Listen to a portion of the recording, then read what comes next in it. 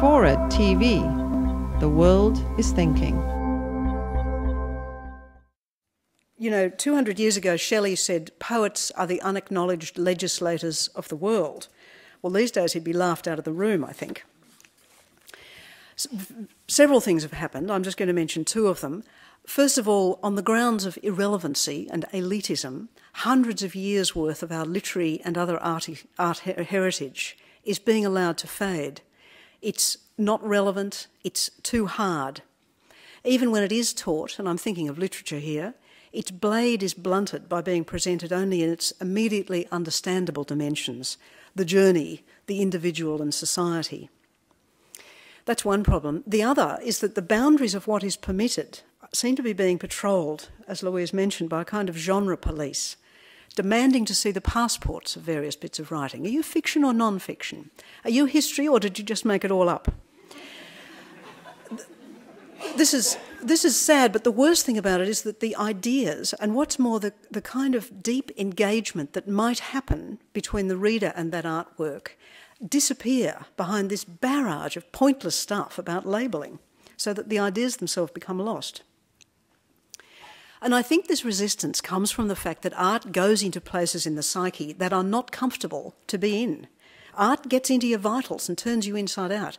That bit of lawn in Canberra was not a comfortable place to be.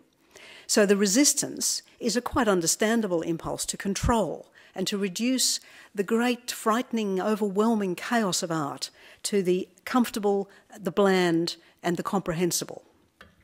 Difficult art is like the spinach that your mother, if you were lucky, made you eat as a child.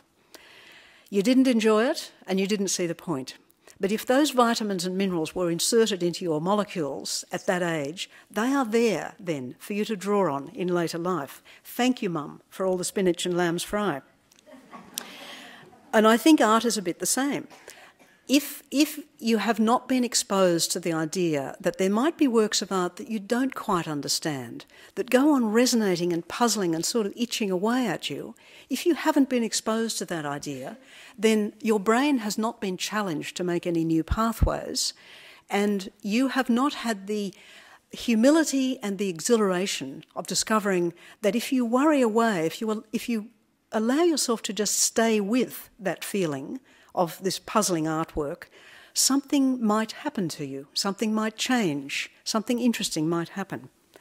So that means that young people who are going to be on the front line of this appalling stuff that's going to happen in our future are the very ones that have been denied that sort of artistic spinach. They only know things that can be readily quantified and readily understood. If it's not either of those two things, they kind of don't have any practice at dealing with it. That seems to be a bad thing. Cicero, to quote another great man, put it in a nutshell: he who knows only his own generation remains always a child. What's ahead of us will definitely need grown-ups on the job.